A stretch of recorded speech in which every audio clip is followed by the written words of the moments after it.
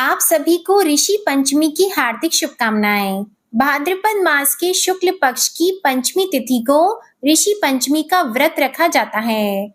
इस व्रत को सभी स्त्री और पुरुष रख सकते हैं, लेकिन खासकर इस व्रत को सभी महिलाओं को और कन्याओं को जरूर रखना चाहिए, क्योंकि मासिक धर्म के समय लगने वाले दोष के निवारण के लिए इस व्रत को साल भर में एक बार जरूर रखें, जिससे पूरे साल भर यदि आपने व्रत रखते समय किसी भी पूजन सामग्री को ऐसी स्थिति में छू लिया हो जब आपको मासिक धर्म हो रहा हो, या अपने परिवार के किसी सदस्य को स्पर्श कर लिया हो या पूजन सामग्री को स्पर्श कर दिया हो, तो ऐसी स्थिति में लगने वाले दोष से बचने के लिए ही हर साल ऋषि पंचमी का व्रत रखा जाता है। आज के दिन सप्त ऋषियों यानी कि ऋषि कश्यप, ऋषि अत्रि, ऋषि भारद्वाज, ऋषि विश्वामित्र, ऋषि गौतम, ऋषि जमदग्नि और ऋषि वशिष्ठ जी का पूजन किया जाता है।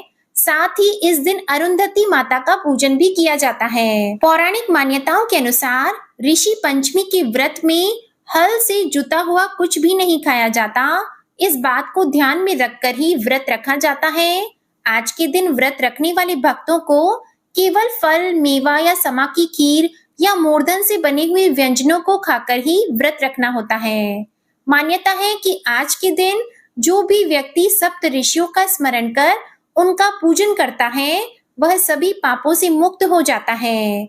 आज के दिन नियम पूर्वक व्रत और पूजन करने से आरोग्यता, सुख, समृद्धि, धन, यश, संतान, वैभव और विजय की प्राप्ति होती है और अंत में मोक्ष मिल जाता है। ऋषि पंचमी का व्रत रखने वाली महिलाओं को सुबह सूर्योदय से पूर्व उठना चाहिए। इसके बाद स्नान आदि से निवृत्त होकर साफ स्वच्छ वस्त्र धारण करें। स्नान करने के लिए आप गंगा जल का भी प्रयोग करें, क्योंकि इससे शुद्धि होती है। घर के मंदिर को अच्छे से साफ कर लें। अब एक चौकी पर लाल या पीला कपड़ा बिछाएं। चौकी पर सप्त ऋषियों और अपने गुरु की तस्वीर को स्थापित करें। इसके बाद सप्त ऋषियों को फल, फूल, धूप, दीप और पंचामृत अर्पित करें। इसके बाद उनकी श्रद्धा पूर्वक आरती उतारें और उनसे आशीर्वाद लें। उनसे प्रार्थना करें कि आप मुझ पर कृपा करें और मेरे द्वारा निवेदित इस पूजा को स्वीकार करें। भगवान को भोग लगाकर प्रसाद समस्त बंधु बांधव तथा कथा सुनने वालों में बांट दें। इसके बाद ऋषि पंचमी की व्रत कथा को जरूर सुनें। ऐसा करने से भक्तों के सभी दुख दूर हो जाते हैं और उन्हें पापों से मुक्ति मिलती है। अब आप सुनिए ऋषि पंचमी की संपूर्ण 7 कथाएं। पहली कथा के अनुसार, एक समय राजा सिद्धाश्व धर्म का अर्थ जानने की इच्छा से ब्रह्मा जी के पास गए और उनके चरणों में शीश नवाकर बोले, हे आदिदेव, आप समस्त धर्मों के प्रवर्तक और गूढ़ धर्मों के जानने वाले हो। आपके श्री मुख से धर्म चर्चा सुनने पर मन को महान शांति मिलती है। भगवान के चरण कमलों में प्रीति बढ़ती है। वैसे तो आपने मुझे अनेक प्रकार के व्रतों के विषय में उपदेश दिए हैं। अब मैं आपके मुख से उस श्रेष्ठ व्रत को सुनने की अभिलाषा रखता हूँ, जिसके करने से प्राणी के समस्त पापों का नाश हो जाता है। राजा के इन वचनों को सुनकर ब्रह्मा जी ने कहा, हे नृपश्रेष्ठ, तुम्हारा प्रश्न अति उत्तम और धर्म में प्रीति उपजाने वाला है। मैं तुमको समस्त पापों को नष्ट करने वाला सर्वोत्तम व्रत सुनाता हूँ। यह व्रत ऋषि पंचमी के नाम से विख्यात है। इस व्रत को ग्रहण करने वाला प्राणी अपने समस्त पापों से सहज ही छुटकारा पा लेता है। उसे नरक में कदापि नहीं जाना पड़ता है। इस व्रत का एक अति प्राचीन इतिहास और भी है। उस इतिहास को मैं तुम्हारे सामने वर्णन करता हूँ। एक समय की बात है कि विदर्भ देश में उत्तंक नामक ब्राह्मण अपनी पतिव्रता पत्नी के साथ निवास करता था। उस ब्राह्मण दंपति के एक पुत्र और एक पुत्री थी। उसके पुत्र का नाम सुविभूषण था। वह कुशाग्र और तीक्ष्ण बुद्धि वाला था। उसने अल्प काल में ही चारों वेदों को पढ़ लिया था। हे राजन, उत्तंक ने अपनी पत्नी की परामर्श से अपनी पुत्री का विवाह एक सुयोग्य ब्राह्मण कुमार के साथ कर दिया, किंतु भगवान की गति ही कुछ ऐसी थी कि कन्या विवाह के 1 माह पश्चात ही विधवा हो गई। अतः विधवा होने के बाद वह कन्या अपने धर्म का पालन करती हुई अपने पिता के यहाँ रहकर ही अपने समय को व्यतीत करने लगी।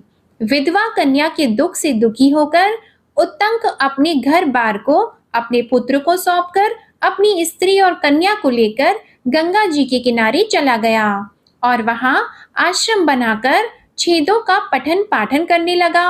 उसके पास कुछ ब्राह्मण भी वेद पढ़ने के लिए रहने लगे। कन्या भी अपने धर्म का पालन करती हुई अपना समय व्यतीत कर रही थी। वह नित्य प्रति मन लगाकर माता पिता की सेवा करती थी। एक दिन समस्त कार्यों से थक कर वह एक शिला पर आराम करने के लिए लेट गई। थकान के कारण उसको अपने शरीर की सुधि भी न रही। भगवान की गति से अर्धरात्रि के समय उसके शरीर में कीड़े उत्पन्न हो गए। शिष्यों ने जब उस कन्या के शरीर पर कीड़ों को देखा तो उन्होंने जाकर अपनी गुरु पत्नी को बताया। कन्या के शरीर में कीड़े पड़ जाने की बात को सुनकर ब्राह्मणी कातर स्वर से विलाप करती हुई उसी शिला के पास पहुंची जहां उसकी कन्या बेसुध पड़ी थी। उसके शरीर पर कीड़ों को देखकर वह बहुत दुखी हुई और विलाप करते करते वह ब्राह्मणी अचेत हो गई। जब उसे चेत हुआ तो उसने सोती हुई कन्या को गोदी में उठाया और अपने पति उत्तंक के सामने ले जाकर रख दिया। कन्या की दशा को देखते हुए ब्राह्मणी ने अपने पति से कहा, हे स्वामी, आप कृपा करके मुझे यह बताइए कि मेरी इस साध्वी कन्या की दुर्दशा किस दुष्कर्म के कारण हुई है। अपनी भार्या की बातों को सुनकर उत्तंक मुनि थोड़ी देर के लिए शांत होकर हृदय में भगवान का ध्यान करने लगे। उन्होंने अपनी ज्ञान शक्ति के द्वारा कन्या के पूर्व जन्म के समस्त वृत्तांतों को जान लिया। तब वे अपने नेत्रों को खोलकर बोले, हे प्रिय, यह कन्या अपने पहले जन्म में एक ब्राह्मणी थी। उस समय इसने रजस्वला होते हुए भी एक समय घर के घड़े आदि बर्तनों को छू लिया था। उसी पाप के कारण इसके शरीर में कीड़े पड़ गए हैं।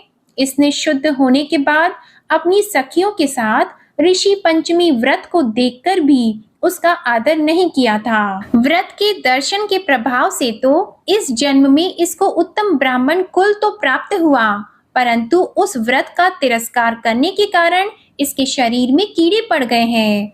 मुनि के वचनों को सुनकर सुशीला बोली, हे स्वामिन, जिस व्रत के दर्शन मात्र से आपके समान ब्रह्म तेजोमय उत्तम कुल में इसको जन्म प्राप्त हुआ और जिसका तिरस्कार करने से शरीर कीड़ों से भर गया, उस महान आश्चर्यजनक व्रत को आप कृपा करके मुझे सुनाएं।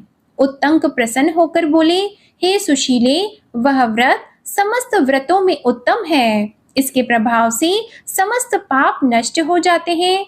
इस व्रत को धारण करने वाला निश्चय ही दैहिक, भौतिक और दैविक तीनों प्रकार के कष्टों से छूट जाता है। व्रत को धारण करके स्त्रियां सौभाग्य को प्राप्त करती हैं। यह महान व्रत भादो मास के शुक्ल पक्ष में पंचमी को होता है। इस व्रत के प्रभाव से उसे अपने पूर्व जन्म का स्मरण रहता है। अब आप सुनिए ऋषि पंचमी की दूसरी कथा। एक बार युधिष्ठिर ने भगवान श्री कृष्ण से प्रश्न किया, हे देवेश, मैंने आपके श्रीमुख से अनेकों व्रतों को श्रवण किया है। अब आप कृपा करके पापों को नष्ट करने वाला कोई उत्तम व्रत सुनाएं। राजा के इन वचनों को सुनकर भगवान श्री कृष्ण बोले, हे राजेंद्र, अब मैं तुमको ऋषि पंचमी का उत्तम व्रत सुनाता हूँ, जिसको धारण करने से स्त्री समस्त पापों से छुटकारा प्राप्त कर लेती है। हे नृपोत्तम, पूर्व समय में वृतासुर का वध करने के कारण इंद्र के उस पाप को 4 स्थानों में बांट दिया। पहला अग्नि की ज्वाला में, दूसरा नदियों के बरसाती जल में, तीसरा पर्वतों में और चौथा स्त्री के रज में। उस रजस्वला धर्म में जाने अनजाने उससे जो भी पाप हो जाते हैं, उनकी शुद्धि के लिए ऋषि पंचमी व्रत करना उत्तम है। यह व्रत समान रूप से चारों वर्णों की स्त्रियों को करना चाहिए। इसी विषय में एक प्राचीन कथा का वर्णन करता हूँ। सतयुग में विदर्भ नगरी में स्वेंजित नामक राजा हुए।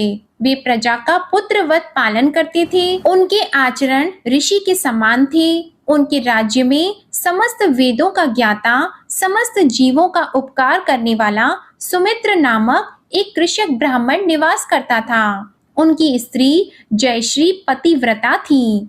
ब्राह्मण के अनेक नौकर चाकर भी थे। एक समय वर्षा काल में जब वह साध्वी खेती के कामों में लगी हुई थी, तब वह रजस्वला हो गई। हे राजन, उसे अपने रजस्वला होने का भास हो गया, किंतु फिर भी वह घर गृहस्थी के कार्यों में ही लगी रही। कुछ समय के बाद दोनों स्त्री पुरुष अपनी अपनी आयु भोग कर मृत्यु को प्राप्त हुए। जयश्री अपने ऋतु दोष के कारण कुतिया बनी और सुमित को रजस्वला स्त्री के संपर्क में रहने के कारण बैल की योनि प्राप्त हुई, क्योंकि ऋतु दोष के अतिरिक्त इन दोनों का और कोई अपराध नहीं था। इस कारण इन दोनों को अपने पूर्व जन्म का समस्त विवरण याद रहा। वे दोनों कुतिया और बैल के रूप में रहकर अपने पुत्र सुमित के यहाँ पलने लगे। सुमित धर्मात्मा था और अतिथियों का पूर्ण सत्कार करता था। अपने पिता के श्राद्ध के दिन उसने अपने घर ब्राह्मण को भोजन के लिए अनेक प्रकार के भोजन बनवाए। उसकी स्त्री किसी काम से बाहर गई हुई थी कि एक सर्प ने आकर रसोई के बर्तन में विष उड़ेल दिया। सुमित की माँ कुतिया के रूप में बैठी हुई यह सब देख रही थी, इसलिए उसने अपने पुत्र को ब्रह्मा हत्या के पाप से बचाने की इच्छा से उस बर्तन को स्पर्श कर लिया। सुमित की पत्नी से कुतिया का यह कृत्य सहा नहीं गया और उसने एक जलती लकड़ी कुतिया को मारी। वह प्रतिदिन रसोई में जो जूठन आदि शेष रहती थी उस कुतिया के सामने डाल दिया करती थी, किंतु उस दिन से क्रोध के कारण वह भी उसने नहीं दी। तब रात के समय भूख से व्याकुल होकर वह कुतिया अपने पूर्व पति के पास आकर बोली, हे नाथ, आज मैं भूख से मरी जा रही हूँ। वैसे तो रोज ही मेरा पुत्र खाने को देता था, मगर आज उसने कुछ नहीं दिया।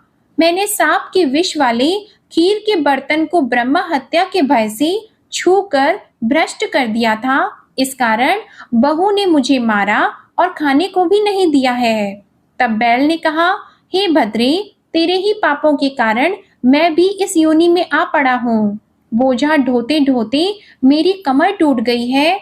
आज मैं दिन भर खेत जोतता रहा। मेरे पुत्र ने भी आज मुझे भोजन नहीं दिया और ऊपर से मुझे मारा भी खूब है। मुझे कष्ट देकर श्राद्ध को व्यर्थ ही किया है। अपने माता पिता की इन बातों को उनके पुत्र सुमित ने सुन लिया।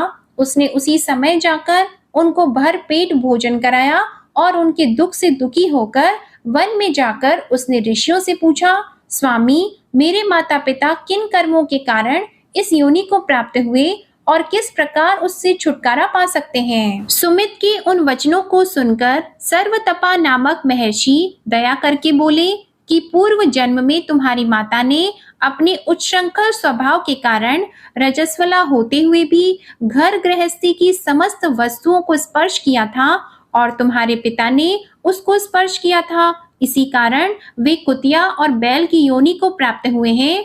तुम उनकी मुक्ति के लिए ऋषि पंचमी का व्रत धारण करो।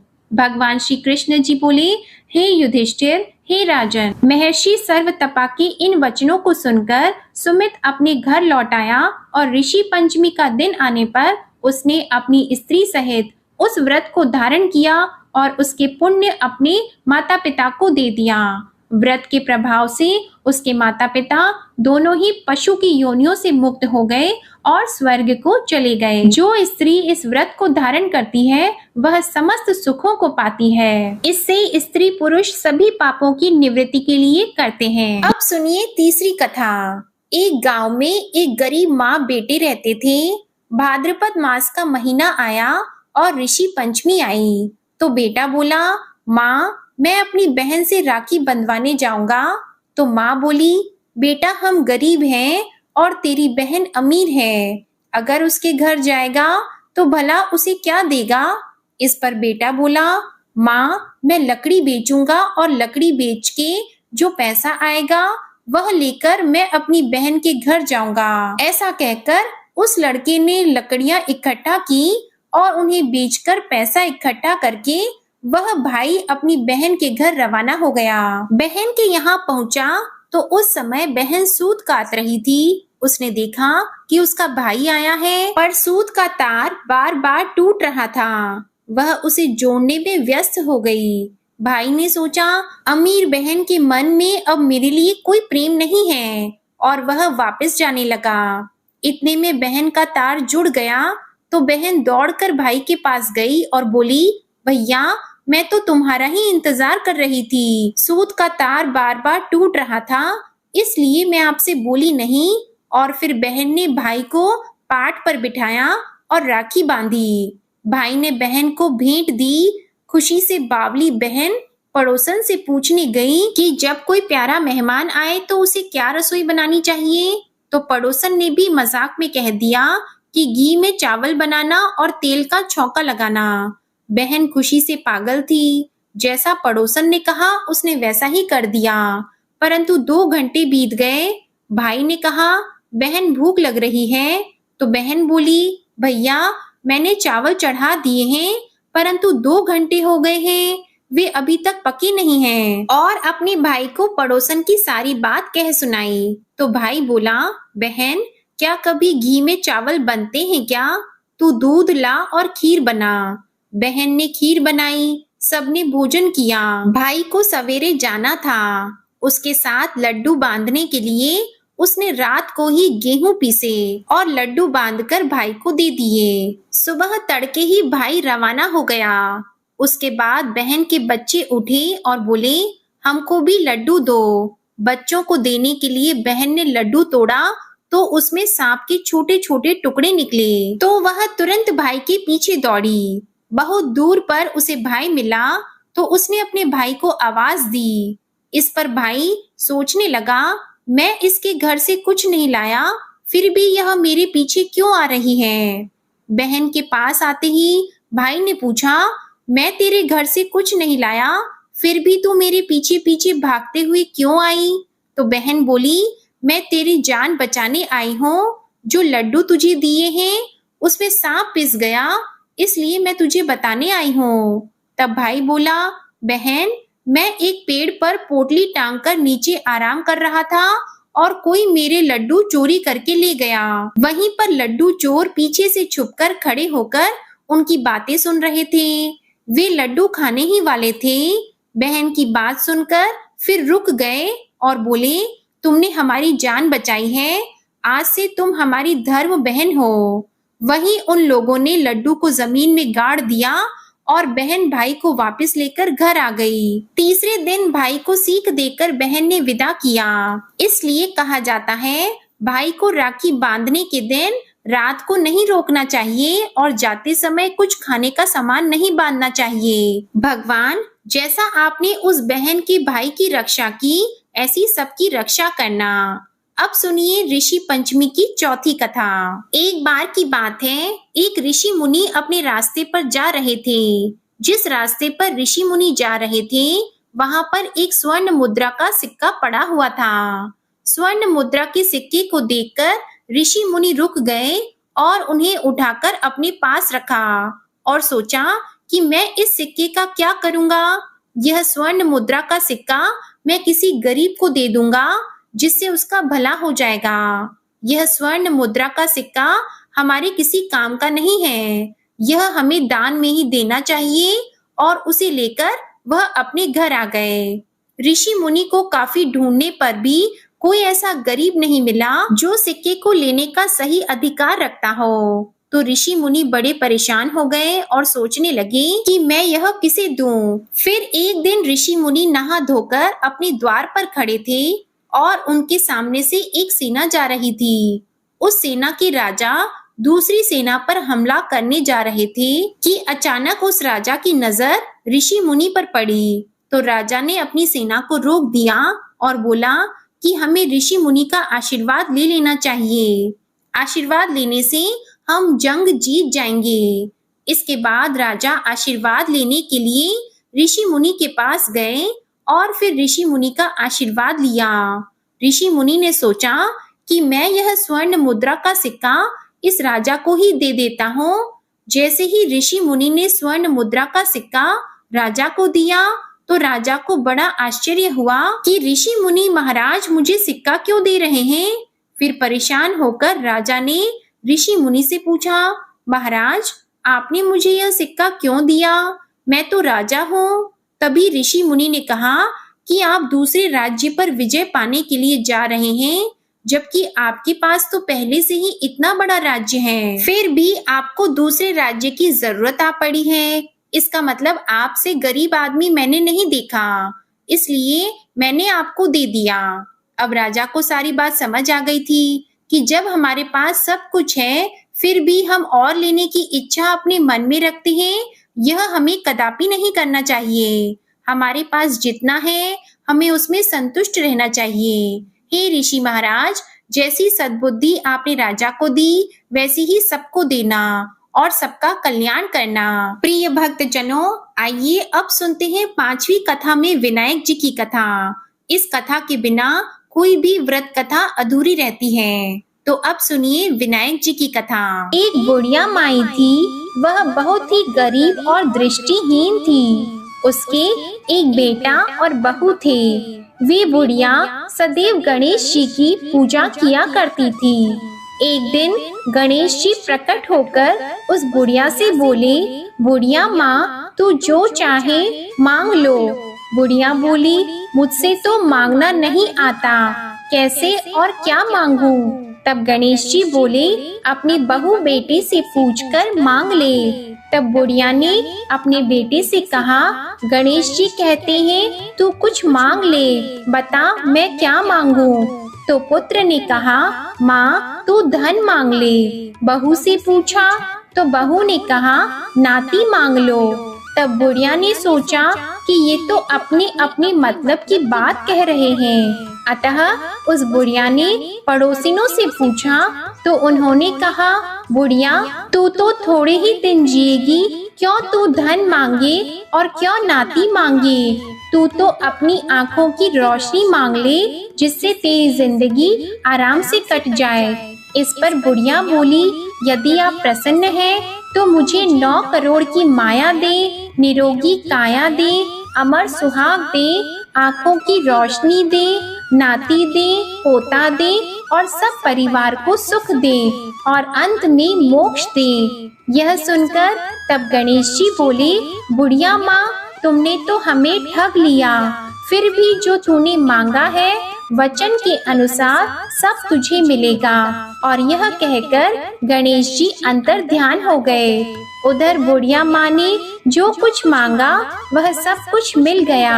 हे गणेश जी महाराज, जैसे आपने उस बुढ़िया माँ को सब कुछ दिया, वैसे ही सबको देना। बोलो भगवान गणेश की जय, भगवान शंकर और माता पार्वती की जय। आइए अब सुनते हैं तुलसी माता जी की कथा। एक बुढ़िया माई तुलसी जी को सींचती थी और कहती थी, हे तुलसी माता, सत की दाता, मैं तेरा बिरला सींचती हूँ। मुझे बहू दे, पीतांबर की धोती दे, मीठा मीठा घास दे, वैकुंठा में वास दे, चटक की चाल दे, पटक की मोत दे, चंदन का काट दे, रानी सा राज दे, दाल भात का भोजन दे, 11 की मौत दे, कृष्ण जी का कंधा दे।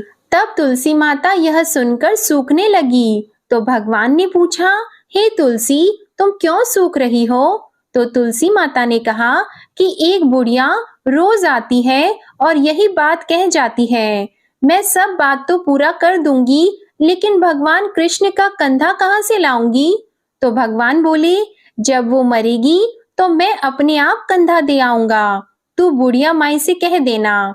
जब बुढ़िया माई मर गई, सब लोग आ गए। जब माई को ले जाने लगे तो वह किसी से नहीं उठी। तो भगवान श्री कृष्ण एक बार 12 बरस के बालक का रूप धारण करके आए और बालक ने कहा, मैं कान में एक बात कहूंगा तो बुढ़िया माई उठ जाएगी। बालक ने बुढ़िया माई के कान में कहा, बुढ़िया माई, मन की निकाल ले, पीतांबर की धोती ले, मीठा मीठा घास ले, वैकुंठा में वास ले, चटक की चाल ले, पटक की मौत ले, कृष्ण जी का कंधा ले। यह सुनकर बुढ़िया माई हल्की हो गई। तो भगवान श्री कृष्ण ने उन्हें कंधा दिया और बुढ़िया माई को मुक्ति मिल गई। हे तुलसी माता, जैसे बुढ़िया माई को मुक्ति दी वैसी ही सबको देना। प्रेम से बोलिए श्री तुलसी महारानी की जय, भगवान श्री कृष्ण की जय। अब सुनिए 7वीं कथा। एक लपसी था, एक तपसी था। तपसी हमेशा भगवान की तपस्या में लीन रहता था। लपसी रोजाना 1.25 सेर की लापसी बनाकर भगवान को भोग लगाकर भोजन कर लेता था। एक दिन दोनों लड़ने लगे। तपसी बोला, मैं रोज भगवान की तपस्या करता हूँ, इसलिए मैं बड़ा हूँ। लपसी बोला, मैं रोज भगवान को 1.25 सेर लापसी का भोग लगाता हूँ, इसलिए मैं बड़ा हूँ। नारद जी वहां से गुजर रहे थे। उन्होंने दोनों को लड़ता हुआ देखकर उनसे पूछा कि तुम लड़ क्यों रहे हो। तपसी ने खुद को बड़ा होने का कारण बताया और लपसी ने अपना कारण बताया। नारद जी बोले, तुम्हारा फैसला मैं करता हूँ। दूसरे दिन लपसी और तपसी नहाकर अपनी रोज की भक्ति करने आए तो नारद जी ने छुपकर 1.25 करोड़ की एक अंगूठी उन दोनों के आगे रख दी। तपसी की नजर जब अंगूठी पर पड़ी तो उसने चुपचाप अंगूठी उठाकर अपने नीचे दबा ली। लपसी की नजर जब अंगूठी पर पड़ी तो उसने ध्यान नहीं दिया और भगवान को भोग लगाकर लापसी खाने लगा। नारद जी सामने आए तो दोनों ने पूछा कि कौन बड़ा है। तो नारद जी ने तपसी से खड़ा होने को कहा। वो खड़ा हुआ तो उसके नीचे दबी अंगूठी दिखाई दी। नारद जी ने तपसी से कहा, तपस्या करने के बाद भी तुम्हारी चोरी करने की आदत नहीं गई है, इसलिए लपसी बड़ा है और तुम्हें तुम्हारी तपस्या का कोई फल भी नहीं मिलेगा। तपसी शर्मिंदा होकर माफी मांगने लगा। उसने नारद जी से पूछा, मुझे मेरी तपस्या का फल कैसे मिलेगा। नारद जी ने कहा, यदि कोई गाय और कुत्ते की रोटी नहीं बनाएगा तो फल तुझे मिलेगा। यदि कोई ब्राह्मण को भोजन करवाकर दक्षिणा नहीं देगा तो वह फल तुझे मिलेगा। यदि कोई साड़ी के साथ ब्लाउज नहीं देगा तो फल तुझे मिलेगा। यदि कोई दिए से दिया जलाएगा तो फल तुझे मिलेगा। यदि कोई सारी कहानी सुने लेकिन तुम्हारी कहानी नहीं सुने तो फल तुझे मिलेगा। उसी दिन से हर व्रत कथा कहानी के साथ लपसी और तपसी की कहानी भी सुनी और कही जाती। बोलिए ऋषिराज की जय हो। आपको आज की कथा और आरती पसंद आई हो तो वीडियो को लाइक करके चैनल को जरूर सब्सक्राइब करिएगा। धन्यवाद।